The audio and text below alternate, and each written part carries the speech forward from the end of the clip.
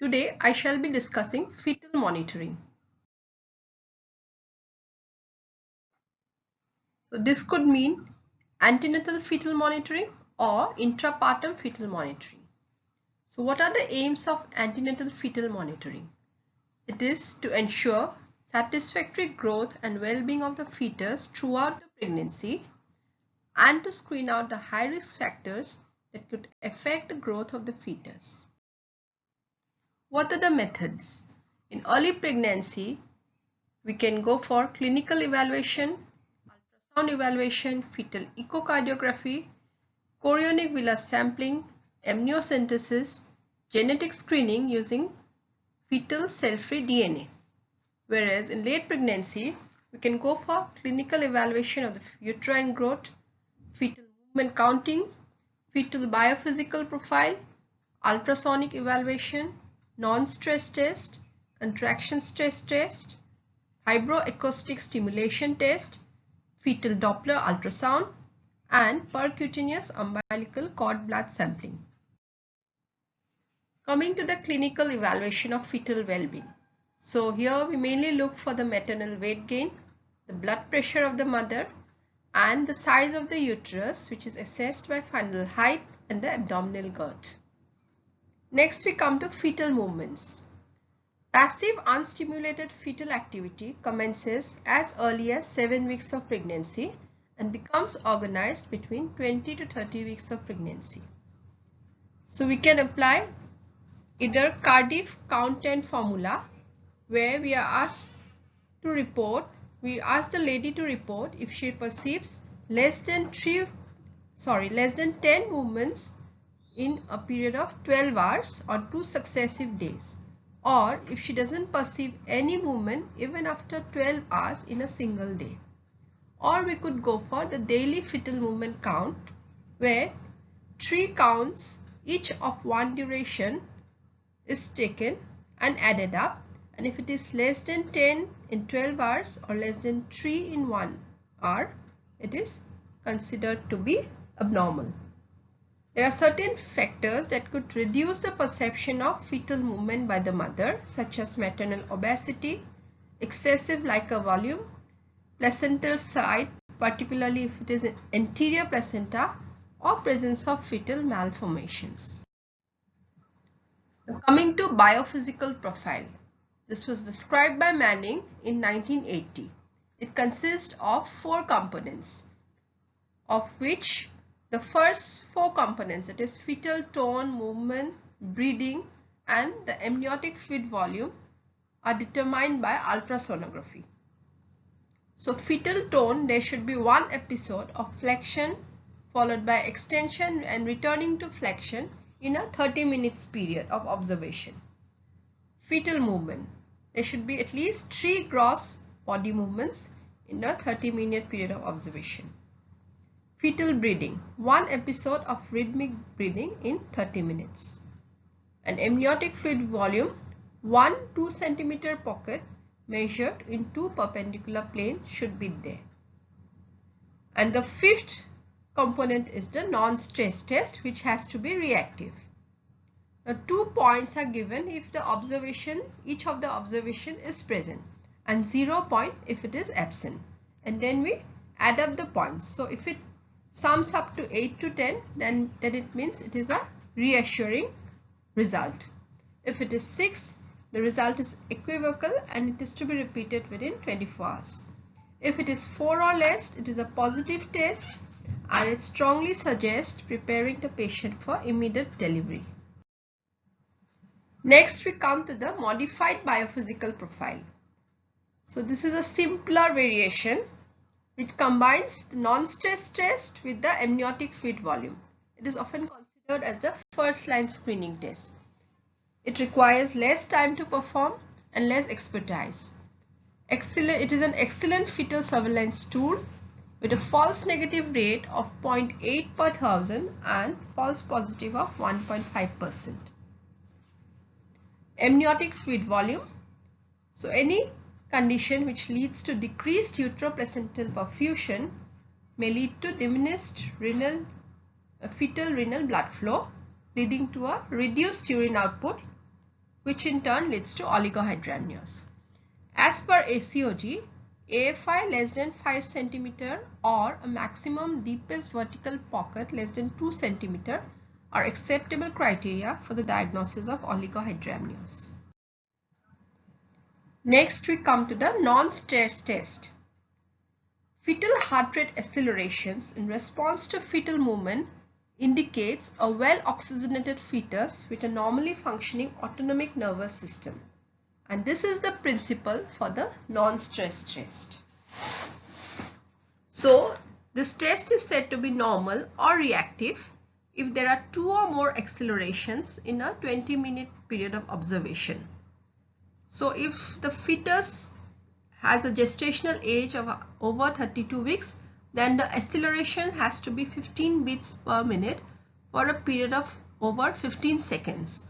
And at less than 32 weeks, the accelerations of 10 beats per minute for more than 10 seconds above the baseline.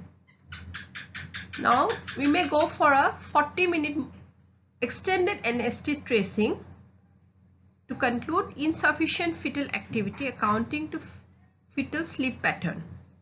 This test has got a 90% of high or higher false positive rate. Now, abnormal NST or non-reactive NST. If the NST is non-reactive for 90 minutes, then in 93% cases it is associated with perinatal pathology. Then baseline oscillation of less than 5 beats per minute, then absent acceleration, then late decelerations with uterine contractions, variable decelerations if it is non-repetitive and brief, does not indicate fetal compromise, but if it is repetitive, that is at least 3 in 20 minutes or it lasts for more than 1 minute, then we should suspect fetal compromise. Next, we go to the vibroacoustic stimulation test. The principle here is to use loud external sound to provoke fetal heart rate acceleration. Commercially available stimulator provides stimulus for 1 to 2 seconds, which can be repeated up to 3 times. Positive response is defined as the rapid appearance of qualifying acceleration following stimulation. Contraction stress test. This is to measure the fetal response to transient reduction in fetal oxygen delivery during uterine contraction. It can be said to be a test of uteroplacental insufficiency. Intravenous oxytocin is used to induce contraction and the fetal heart rate response is recorded. Nipple stimulation can also be used alternatively to induce contraction. The Doppler velocimetry. It helps in taking decision in cases of growth restricted fetus. So we may go for umbilical artery velocimetry, where we look for the SD ratio, systolic diastolic ratio, which is considered abnormal if it is above the 95th percentile for the gestational age, or the diastolic flow is either decreased, absent or reversed. Absent or reversed diastolic flow signifies increased impedance to umbilical artery blood flow. It results from poorly vascularized placental villi, which may occur in cases of IUGR, PIH, gestational diabetes mellitus, postterm pregnancy, antiphospholipid antibody syndrome. We can also go for study of the middle cerebral artery. Now, a hypoxic fetus attempts brain sparing by reducing cerebrovascular impedance and thus increasing blood flow through the middle cerebral artery. So, in the middle cerebral artery, the opposite picture is seen. That is, there is increased diastolic velocity and decreased SD ratio. It is mainly seen in conditions like RH isoimmunization, fetal anemia and IUGR. Ductus venosus velocimetry may also be done. It is one of the most recent one and is a very good predictor of perinatal outcome. We get information about forward cardiac function. Negative or reverse flow in the ductus venosus is a late finding in fetal acidemia. Antenatal testing recommendations. Majority of high-risk pregnancies, the recommended testing begins by 32 to 34 weeks. But in pregnancies with severe complications, testing may be started as early as 26 to 28 weeks.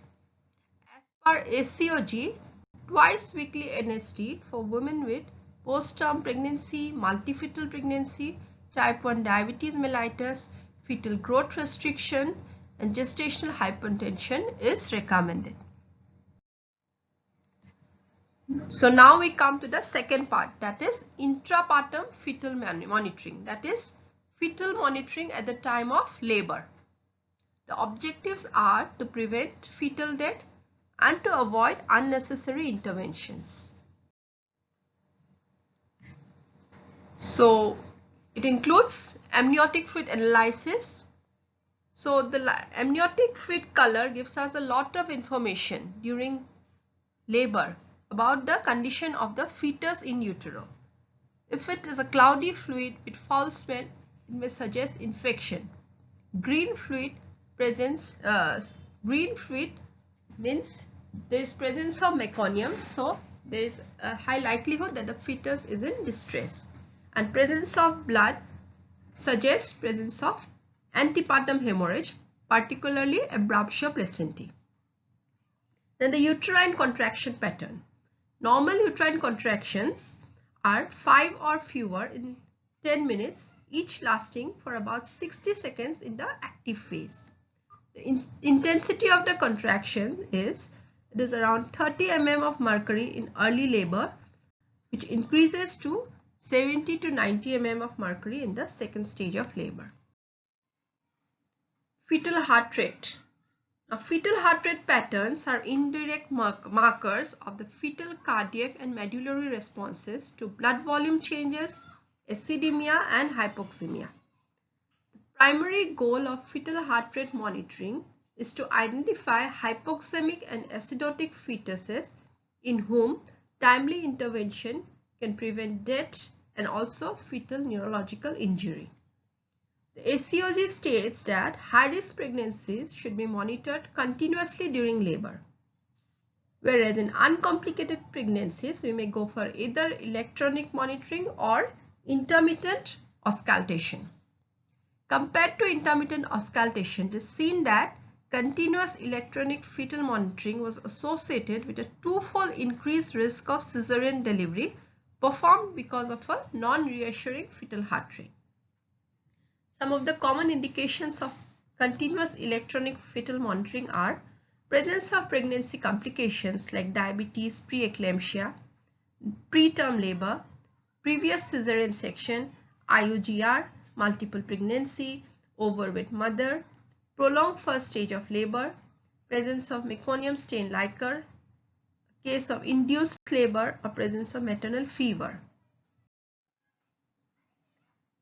Intermittent auscultation. Here we auscultate the fetal heart rate for about 60 seconds using either a fetal stethoscope or a handheld Doppler while simultaneously palpating the uterus for presence of contractions. It is done every 15 to 30 minutes during the active phase of the first stage of labor and every 5 to 15 minutes during the pushing phase of the second stage. Next is the electronic fetal monitoring. It is used to continuously measure the fetal heart rate and using a pressure sensor to monitor the mother's contractions at the same time. There are two types. One is external monitoring, where the heart rate is measured through an ultrasonic device and the contractions by a sensor device, and both these devices are held against the mother's belly with a belt. The reading in this case is often affected by changing position of the mother. In case of internal monitoring, the fetal heart rate is monitored through an electrode placed under the baby's scalp and the uterine contractions with a tube inserted into the uterus. This can be done only if the cervix is dilated up to 2 centimeter and the amniotic sac has ruptured. So what are the normal fetal heart rate patterns? So it consists of several components. First thing is the baseline fetal heart rate. It is the mean heart rate over a 10 minutes period, excluding periodic changes, periods of marked variability, and segments that differ by more than 25 beats per minute. The baseline must be identifiable for 2 minutes during the interval, but not necessarily a contiguous 2 minutes, otherwise it is considered indeterminate. The normal baseline fetal heart rate is 110 to 160 beats per minute. If the fetal heart rate is above 160 beats per minute, it is called fetal tachycardia and it should last for at least 10 minutes. Causes are maternal and fetal infection, maternal dehydration, maternal and fetal anemia, fetal hypoxemia, fetal tachyarrhythmia, and fetal cardiac anomalies. Fetal bradycardia is a baseline FHR of less than 110 beats per minute that lasts for at least 10 minutes.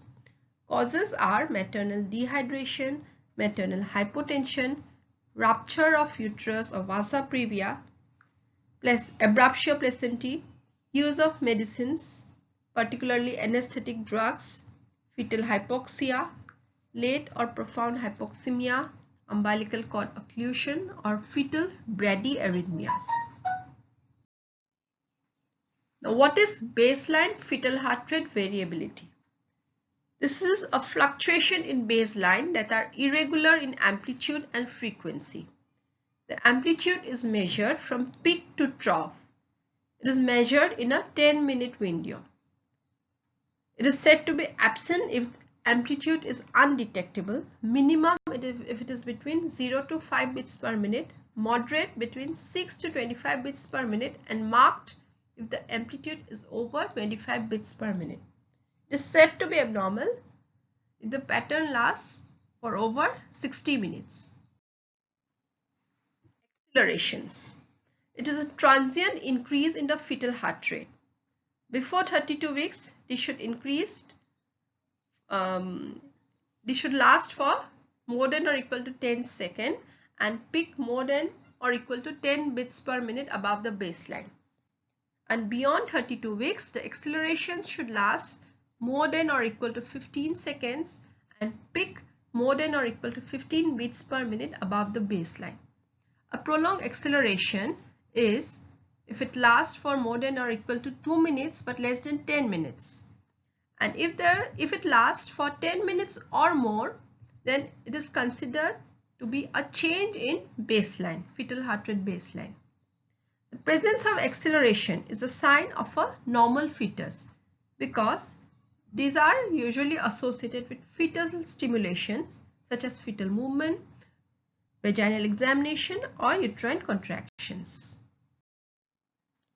Decelerations.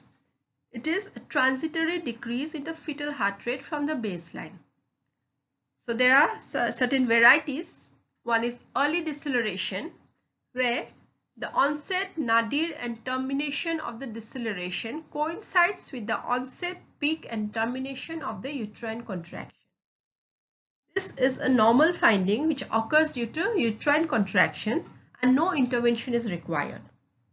Variable deceleration is variable in the time, intensity, and duration, and it occurs due to cord compression. It has no relation with uterine contraction. And late deceleration is when the onset, nadir, and recovery of the deceleration occur after the onset, peak, and termination of a contraction respectively. It is related to uteroplacental insufficiency.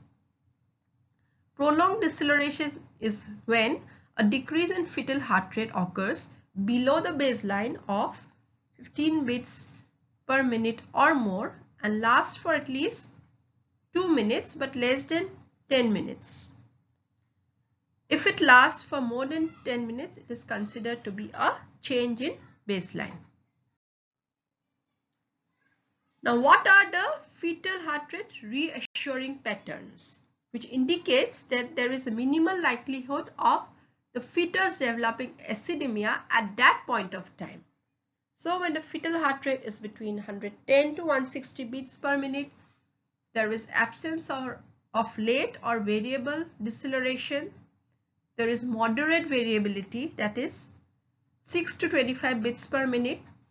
Then early decelerations may be present or absent, and accelerations may be present or absent. So these are all the reassuring signs. Now coming to the non-reassuring patterns, which are associated with abnormal fetal acid-base status at the time of observation. It may be due to cerebral hypoxemia and acidosis, or non-hypoxia related causes like anencephaly, other CNS defects, use of drugs like opiates, magnesium sulfate, atropine, then presence of sepsis, defective cardiac conduction such as complete heart block, and fetal sleep. Absent variability with any of the following changes in the fetal heart rate is predictive of abnormal fetal acid-base status, such as recurrent late deceleration, recurrent variable decelerations, bradycardia, or sinusoidal heart pattern. What is sinusoidal heart pattern? It is a pattern of regular variability resembling a sine wave with a fixed periodicity of 3 to 5 cycles per minute, amplitude of 5 to 40 beats per minute, lasting for at least 10 minutes as a response to moderate fetal hypoxemia, which is often secondary to fetal anemia. Now, how to further evaluate when we come across a non-reassuring pattern? So we may go for fetal scalp stimulation. So if there is a fetal heart rate acceleration when we go for scalp stimulation, then acidosis is likely to be present in less than 10% of fetuses.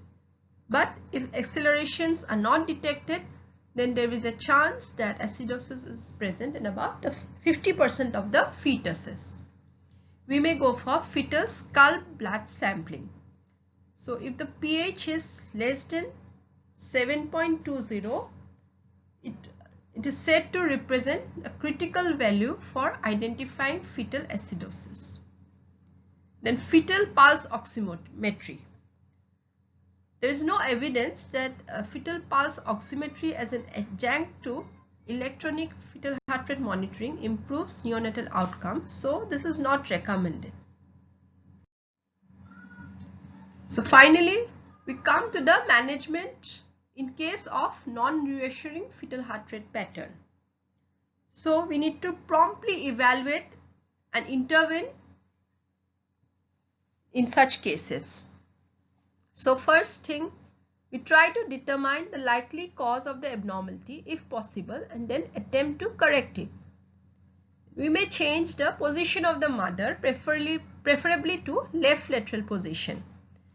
Then administer oxygen at the rate of 8 to 10 liters per minute so as to improve fetal oxygenation. We may give an IV fluid bolus of non-glucose crystalloids. Then try to correct hypotension related to neuroaxial anesthesia. Then discontinue or reduce oxytocin or any other ureterotonic agent if it is going on. Then iatrogenic tachysystole is a leading cause of non-reassuring FHR tracings, and usually this is treated successfully with a beta-adrenergic drug. Amnio infusion is useful in case of persistent variable deceleration. If the non-reassuring pattern does not improve within a few minutes, then we need to perform ancillary tests to determine the fetal condition and then determine whether to go for operative intervention, that is cesarean section or instrumental vaginal delivery. And we need to take the decision urgently for this. Thank you.